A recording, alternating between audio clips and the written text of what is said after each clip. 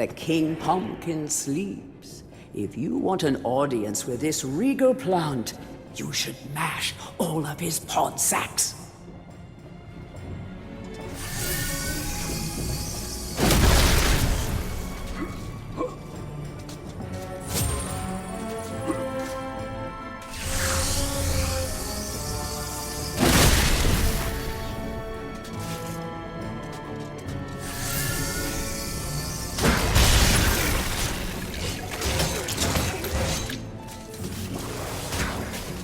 It is rumored that the Pumpkin Witch is in possession of a much sought-after dragon gem.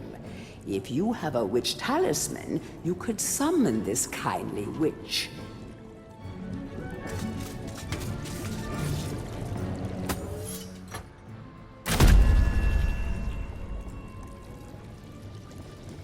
Greetings, kind sir. I am the Pumpkin Witch. I'm like a mother to those pumpkins. I give them all the love and care a young fruit could ever ask for.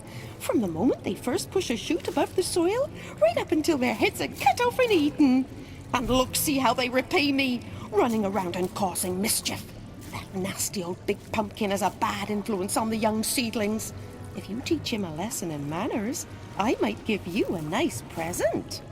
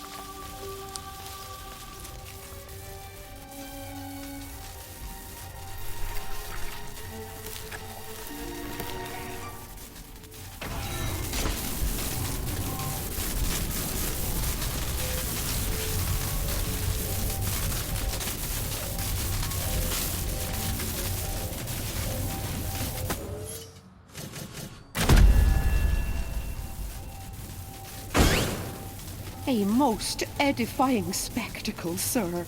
Man and vegetable in a magnificent duel to the death. Oh, I've come over all of a doodah. Here, have this lovely dragon gem as your reward. Oh, lovely, majestic creatures dragons are.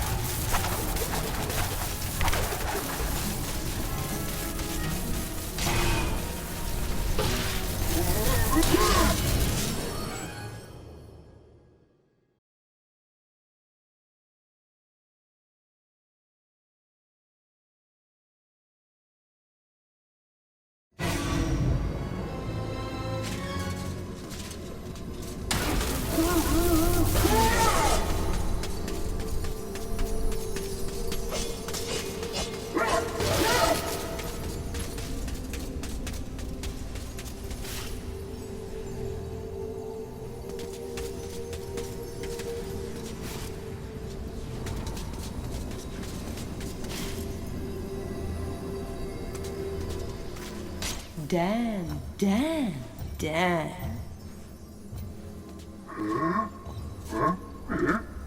Don't be shy. I've seen you giving me the eye. You may be weak and feeble like old men, but I like you, Daniel. Now listen up. Your bow and arrows are fine for itty-bitty jobs, but if you want to pack some serious heat, you should take this spear.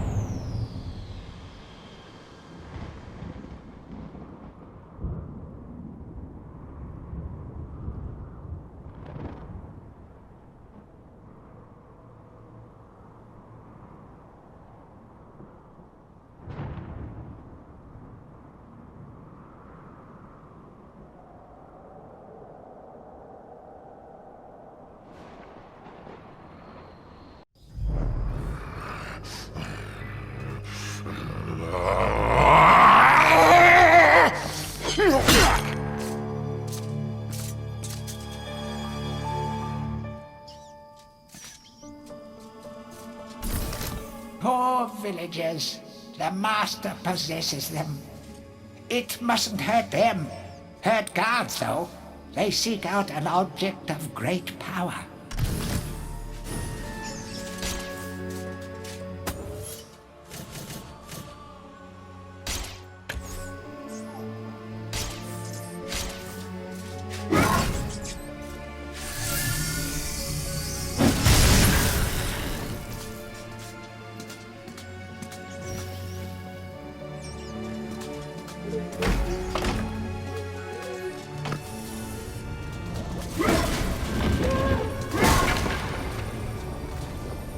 Blacksmith's Monthly. Old Man Willie Green of Gallowstown was awarded Smithy of the Season by our readers. His outstanding casts have produced many intricate and hard-wearing iron goods and sculptures. Willie only uses the finest of metals in his work, and is particularly noted for his magnificent busts. Old Man Willie was quoted as saying, "Aye, when I get pumping on me bellows, there's no stopping me. It's all in the rhythm, up and down, up and down. I've always been inspired by the stories of Stanya Ironhewer, the greatest smithy there ever was."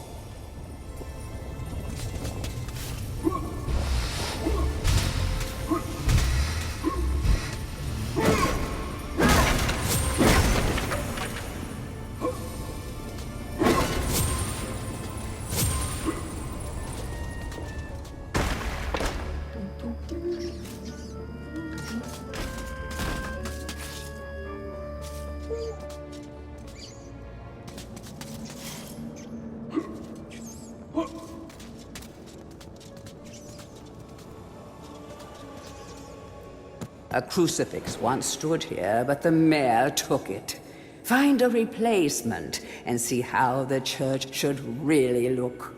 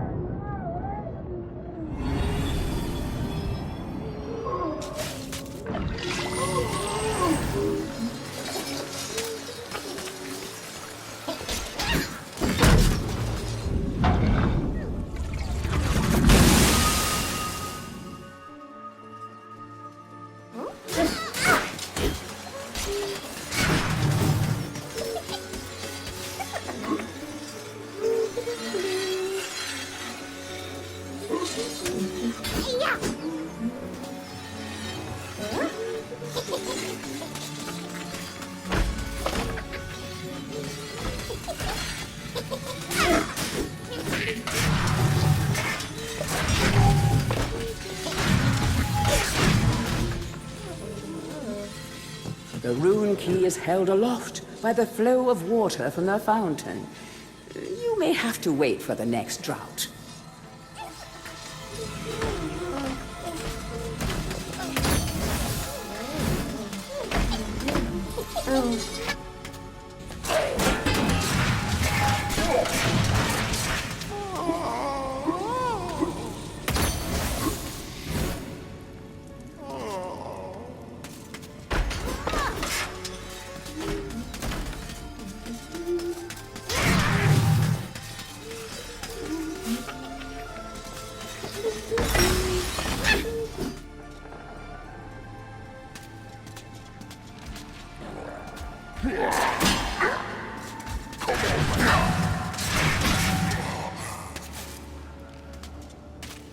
History of Gallowmere, Volume 1. During the dark time that was Gallowmere's not too distant past, it was King Peregrine who thwarted Zerok the Necromancer and his plan to enslave the land. Zerok, once the king's mage, had fallen out of favor with the ruler for conducting outlandish experiments on the bodies of the dead. It was said that deep within Peregrine Castle, the dead were restless. The dead are to be honored, not kept as the playthings of alchemists, declared King Peregrine as he banished Zerok from the castle. All of Zerok's living dead were routed out and destroyed. Zerok, being an unforgiving soul, went into hiding and vowed to wreak his revenge on the king. History of Gallowmere, Volume 2. Rumors of ill-doing and dark deeds abounded through the land of Gallowmere. It was whispered that Xerox had employed the aid of shadowy demons to help build a vast castle. Under the cover of night, Xerox's dark army spilled forth from their corrupt haven. The army marched south across the Silver Mountains and through the Silver Woods. Soon afterwards, even the Pumpkin Lands belonged to Xerox. The folk of Gallows Town cried out for help. "Save us, good King Peregrine." Retaliation was swift and violent. King Peregrine's forces, led by the brave Sir Fortescue, drove Xerox's army back from Gallows Town. Oh, there was much rejoicing, but the war was not yet over. History of Gallowmere, Volume 3. News that Xerox's army had now taken the Floodlands caused much concern. From this vantage point, Xerox could march west to take the Enchanted Forest. This sacred place would prove a bitter defeat if it fell into the hands of the evil sorcerer. It was Sir Dan Fortescue who once again led the king's militia to rid the demon host from the land. Yet the evil wizard was cunning and had prepared an ambush. Titanic battle ensued, of which history has never seen the like. It is said that the day would have gone to Xerox, but for the skill and valor of one man. Fortescue led the charge deep into the massed ranks of the undead, felling Xerox's bodyguard, the fearful Lord Coddock, and before finally succumbing to his own mortal wounds, slew the traitorous sorcerer with a mighty sweep of his sword. History of Gallowmere, Volume 4. The forces of evil were destroyed, but at a terrible price. None but a handful of the king's militia returned from that field. Gallowmere lost a whole generation of young men that day, including Canny Tim, the legendary crossbowman, and Fortescue's second-in-command, who fell in the first volley of arrows. Xerox's body was never found, though if it lies unmourned in an unmarked grave, then no one in Gallowmere would shed a tear. The shadow demons that had fallen under Xerox's banner were unnatural creatures that did not belong in the world of mortal men. The king declared that they be banished, entombed under the pure earth of the enchanted earth. Imprisoned within an impregnable box of the king's design, the demons were buried deep underground. Their tomb was sealed with a magical device that has since come to be known as the Shadow Artifact.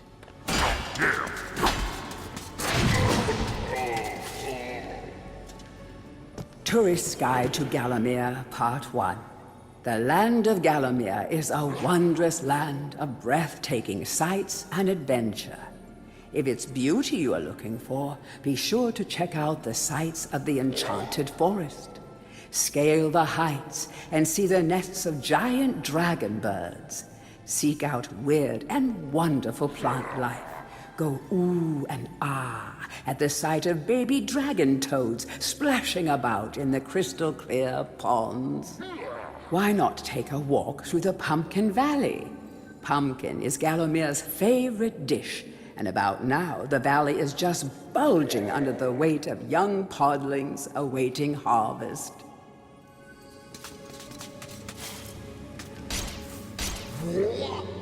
Tourist's Guide to Gallowmere, Part 2. If it's mystery you're looking for, then the seasoned adventurer should travel to the ruins of King Peregrine's castle. Yes, this is the fortress from which the fabled King Peregrine once hailed. It is said that the king's crown was lost in the dungeons below the castle, and that the ghost of the regent himself now haunts these cold stone passageways. Spooky. Why not take the swamps and seek out the mythical town of Mellowmead? This place was once said to be a place of fantastical arcane alchemy, but an age has passed since it was consumed by the murky swamps. Perhaps great treasure awaits any adventurer that can locate its watery resting place.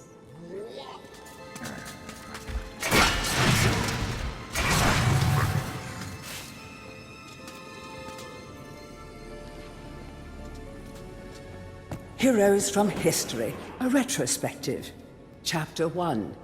In addition to being the strongest man who ever lived, Stanier Ironhewer was unsurpassed in his skill as a blacksmith. He was equally happy pounding on his anvil at home as he was pounding on someone's head in battle. It was said that his only fear was the end of the village smithy as the focus of manufacture in favor of more centralized units. As if.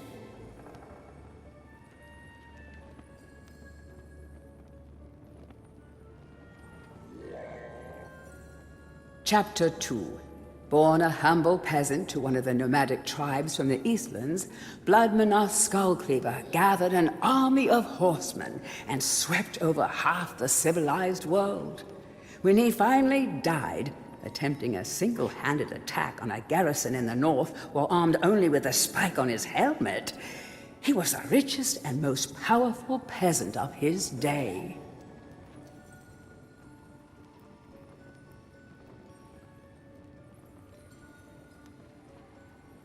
Chapter 3. Carl Sterngard spent most of his formative years under siege at his family castle. With his impregnable magic shield, Sterngard's motto was, "The best form of attack is defense." Sadly, his shield couldn't protect him against poor eating habits, and he died during a post-battle feast, while swallowing a large sausage he had failed to chew.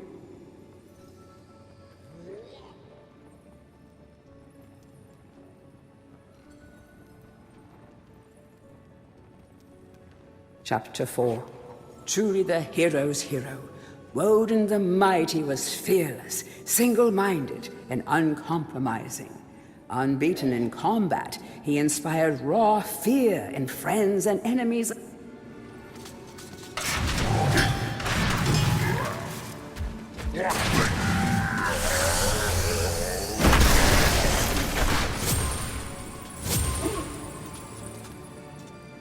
To whom it may concern, I must make haste, for Xeroc's men will be here within the hour. I have taken the crucifix from the church. It is the key to a key. I used the cross to make the attached cast. Then I had it destroyed. It is my hope that this cast falls into the hands of a just and good hero. Signed, the town mayor.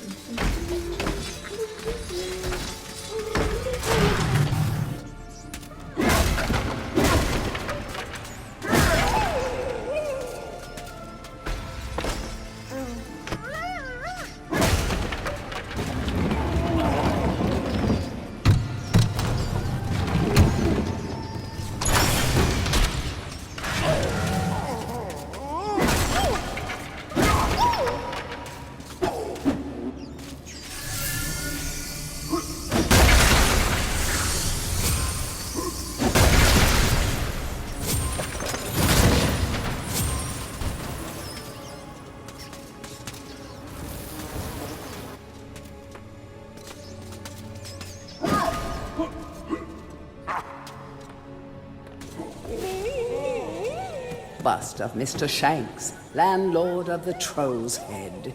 To clean the statue, lower the pedestal.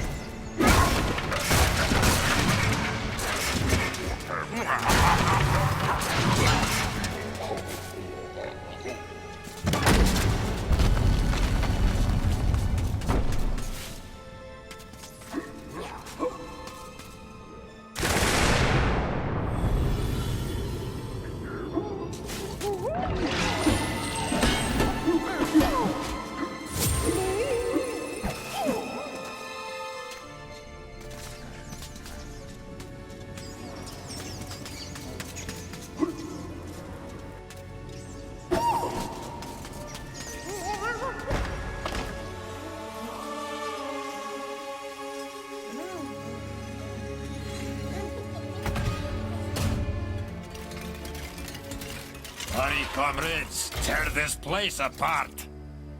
If we don't find the shadow artifact, Lord Zarak will have us mocking out the demons for the next millennium.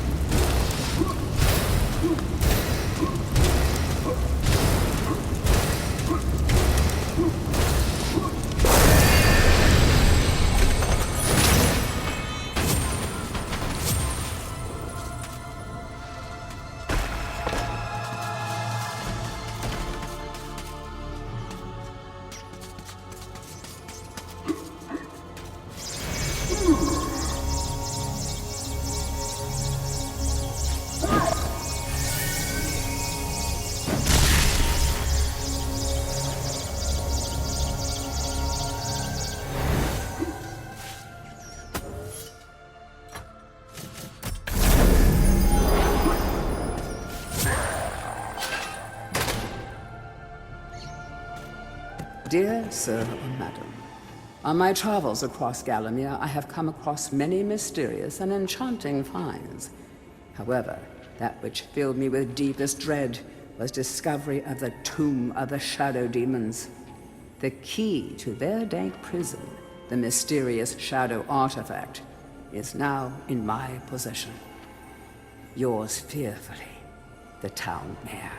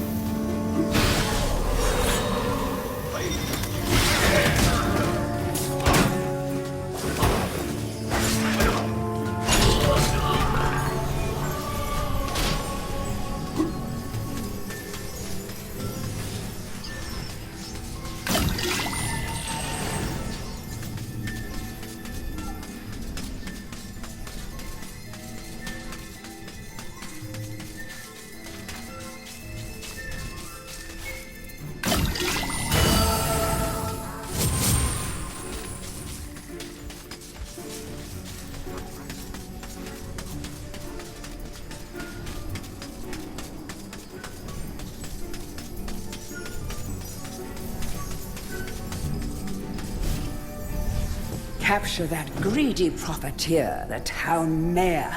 Take him to the asylum dungeons. Give the fat boy a good going over. Locate the shadow artifact. Bring me back something nice.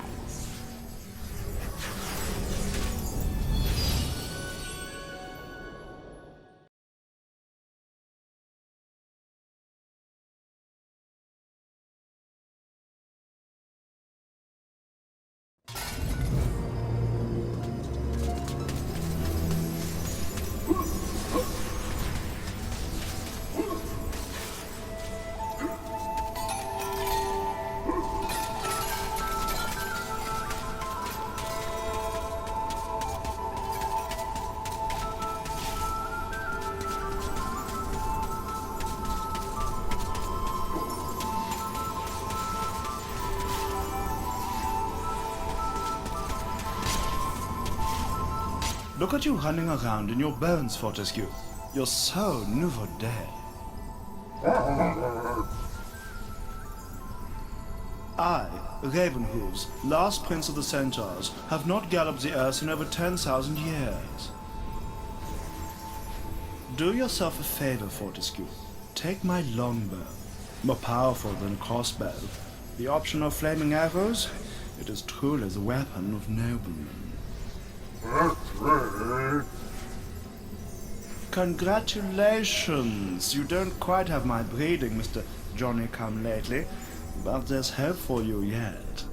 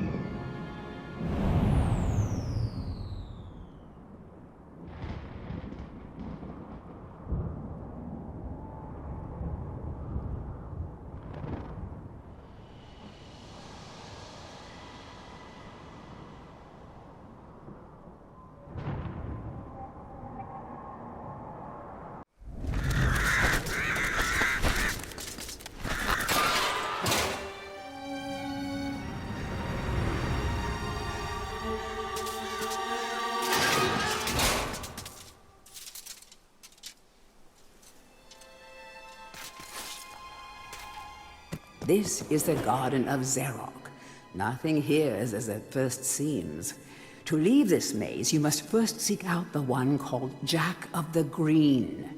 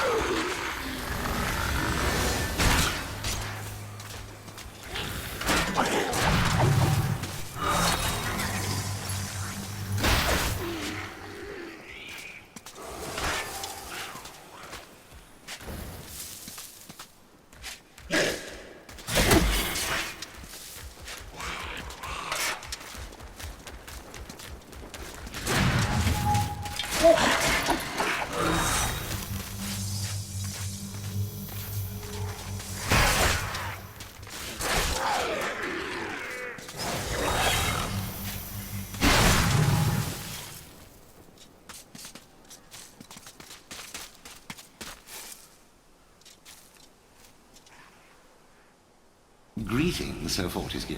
My name is Jack of the Green. I am the master of riddles, and this maze is my domain. You are free to leave, but only once you've answered 4 riddles. Puzzles so fiendishly difficult, so perplexingly complex, that no man has ever solved them. Ha ha ha. Now, try my first riddle. At night they come without being fetched. By day they are lost without being stolen.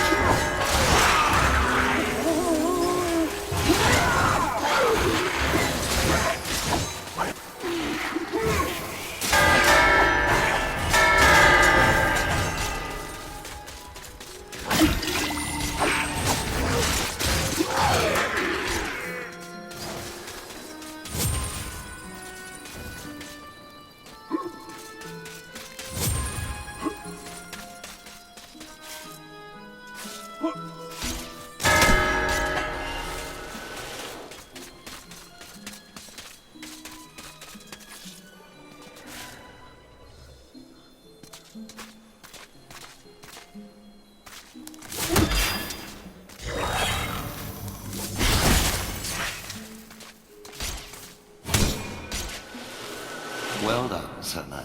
But my star riddle was but a trifle. I always like to begin with an easy one. Return hither. You will not find my next conundrum so simple.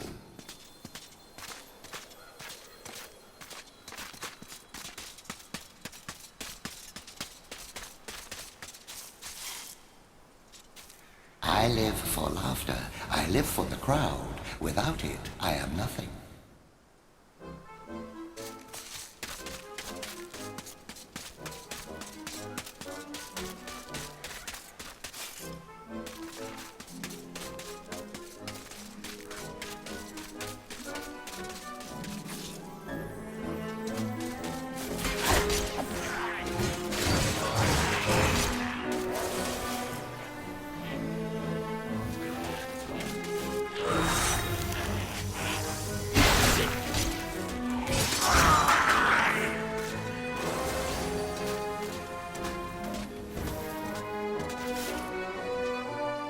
Show the clown you care by surrounding him with smiles.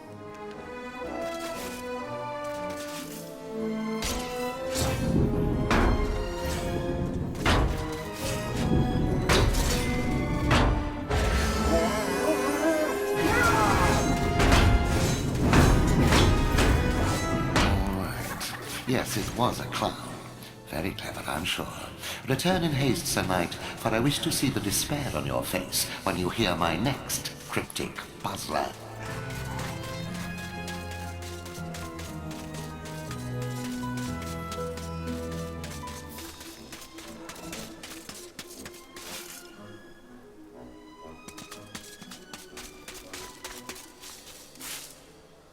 Face like a tree, skin like the sea. A great beast I be, yet vermin frighten me.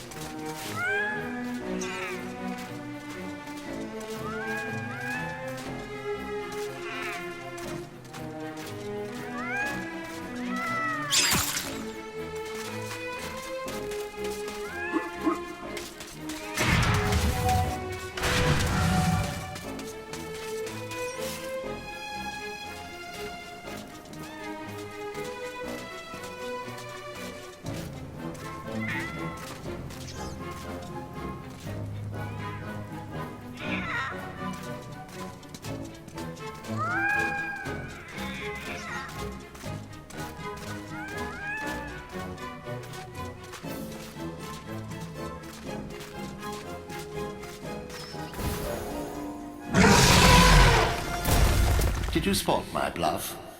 I pretended that riddle was hard, but in truth it was obviously an elephant. This time, however, I almost pity you. The answer to my next vexing enigma has eluded the finest minds of a whole generation. Come to me.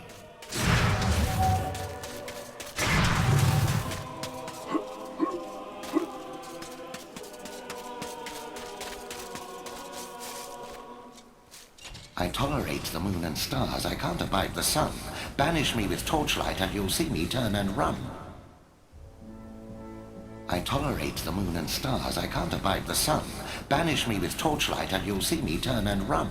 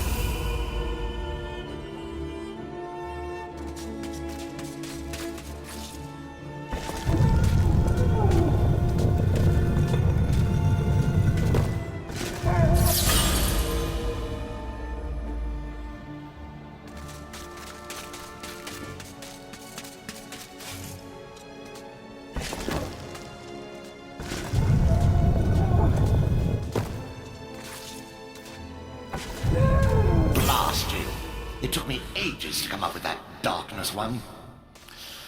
Very well.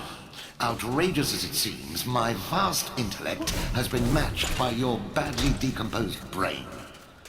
Return at once and I shall give you your prize.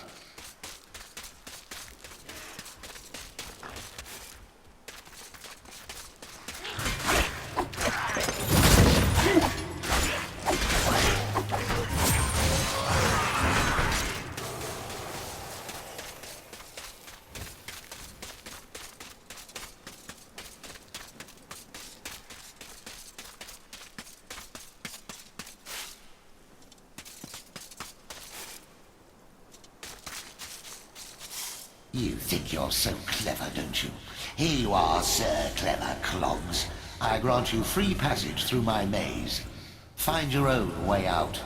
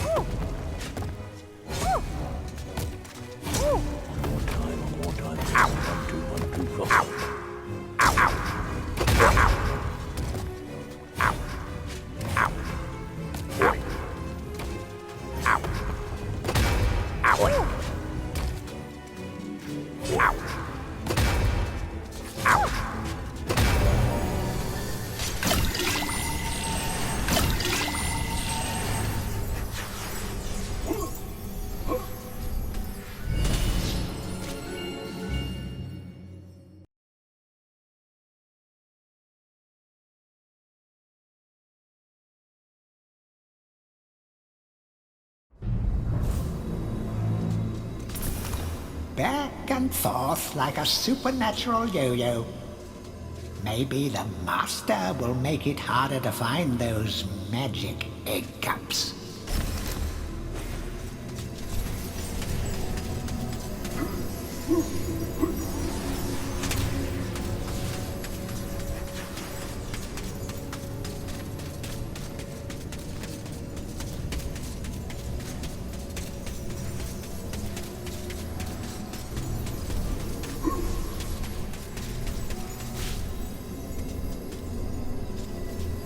Hey, Mr. Fortisque, I want to talk with you.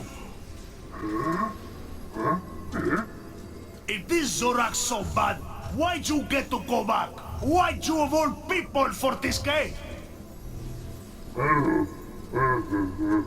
It should be I, Blood Monatha Skull Cleaver. When I lived, always I had a pile of slain strewn around me. You spend most of your time organizing and changing of the guard and playing croquet with the king. Still, I lend you my axe. You swing her, you throw her. She thirsts for a slaughter as much as I. Drink deep of demon blood, my proud beauty.